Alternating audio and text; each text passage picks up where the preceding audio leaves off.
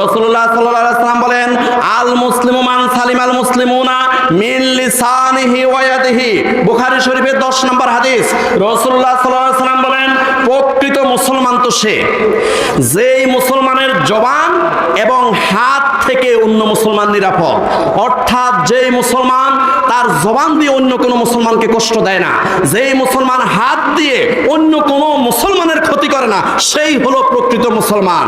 এখন আমরা আমাদের হিসাব নিকাশ আমরাই মিলিয়ে দেখি, আমার হাত দিয়ে এবং জবান দিয়ে অন্য কোনো মুসলমান কষ্ট পায় কিনা। যদি কষ্ট পায় তাহলে আপনি আপনার হিসাবটা আপনি মিলিয়ে নেন, এখনো প্রকৃত মুসলমান আপনি হতে পারেন নাই। অতএব সাবধান। এই জন্য প্রতিবেশীর সাথে ভালো আচরণ করতে হবে, তাদের সাথে খারাপ আচরণ করা যাবে না। রাসূলুল্লাহ সাল্লাল্লাহু আলাইহি ওয়াসাল্লাম বলেন, লা ইয়াদখুলুল জান্নাতা মান লা ইয়ামানু জারুহু বাওয়াইকাহু। মুসলিম শরীফের ৭৬ নম্বর হাদিস। রাসূলুল্লাহ সাল্লাল্লাহু আলাইহি ওয়াসাল্লাম বলেন, লা ইয়াদখুলুল জান্নাতা, সেই ব্যক্তি কখনো জান্নাতে প্রবেশ করতে পারে না, মান লা ইয়ামানু জারুহু বাওয়াইকাহু, যার অনিষ্ট থেকে তার সমাজবাসী নিরাপদ নয়।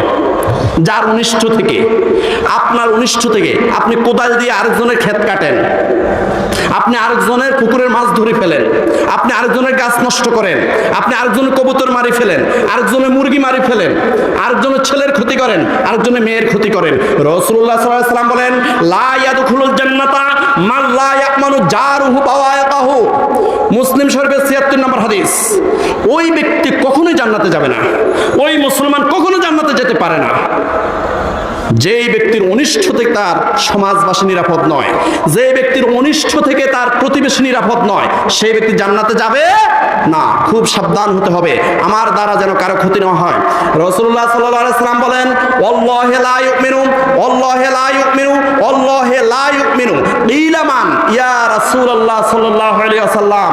ক্বালা আল্লাযী লা ইয়ামানু জারুহু বাওয়াইকাহু।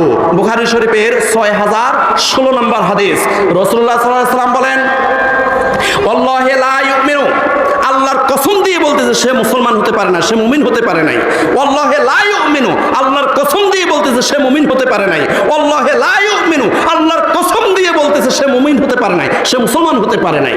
কিলা মান ইয়া রাসূলুল্লাহ সাল্লাল্লাহু আলাইহি ওয়াসাল্লাম? সাহাবায়ে কেরামরা জিজ্ঞাসা করলেন, ইয়া রাসূলুল্লাহ সাল্লাল্লাহু আলাইহি ওয়াসাল্লাম, আল্লাহর কসম দিয়ে বললেন সে ঈমানদার হতে পারে না, সে কে? বলা আল্লাযী লা ইয়ামানু জারুহু বাওয়াইকাহু। ওই একই কথাই রাসূল সাল্লাল্লাহু আলাইহি ওয়াসাল্লাম বলেছেন, আল্লাহর কসম দিয়ে বলতেছে সেই ঈমানদার হতে পারে নাই। কে? সে হলো ওই ব্যক্তি যার অনিষ্ট থেকে তার প্রতিবেশী নিরাপদ নয়, যার অনিষ্ট থেকে তার ভাই বোন নিরাপদ